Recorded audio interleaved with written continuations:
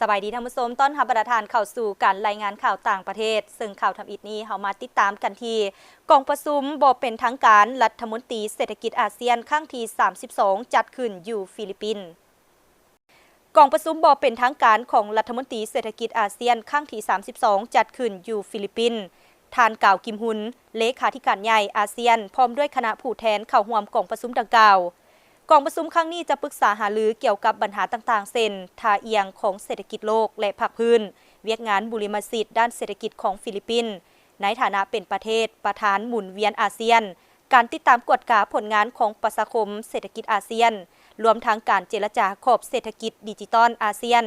ขบวนการเข้าร่วมสัญญาเศรษฐกิจอาเซียนภายหลังติมอร์เลสเตเข้าเป็นสมาชิกอาเซียนการพัวพันเศรษฐกิจต่อต่างประเทศของอาเซียนและอื่น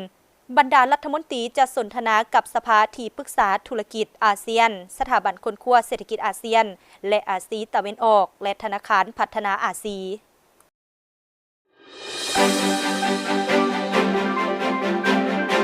ตามการรายงานจีนส่งสัญญาณว่าจะเล็งนำเข้าแก๊สธรรมชาติแล้วจากรัสเซียเพิ่มหลายขึ้นโดยมีการระบุถึงโครงการท่อส่งแก๊สใหม่2แห่งในห่างแผนพัฒนาเศรษฐกิจสังคมแห่งชาติในระยะ5ปีฉบับที่15 2026-2030ในขณะที่การปะทะกันในตะวันออกกลางส่งผลกระทบต่อการขนส่งแก๊สธรรมชาติเหลว LNG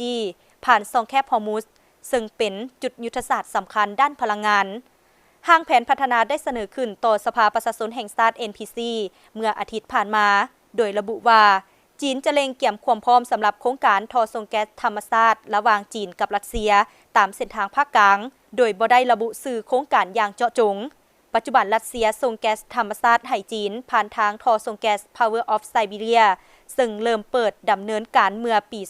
2019 และสามารถส่งแก๊สได้เต็มกำลังการผลิตในเดือนธันวาคมปี 2024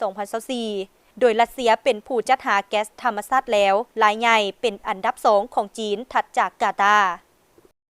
ท่านผู้ชมที่ผ่านไปนั้นก็เป็นข่าวต่างๆอยู่ที่ต่างประเทศที่ทางภาคข่าวต่างประเทศของพวกเขานำมาให้ประธานได้รับชมมาฮอดนี้การรายงานข่าวต่างประเทศก็ได้หมดเวลาลงเพียงเท่านี้ขอบใจทุกท่านที่ให้เกียรติติดตามรับชมพบกันใหม่ในมื้อหน้าสำหรับมื้อนี้สบายดี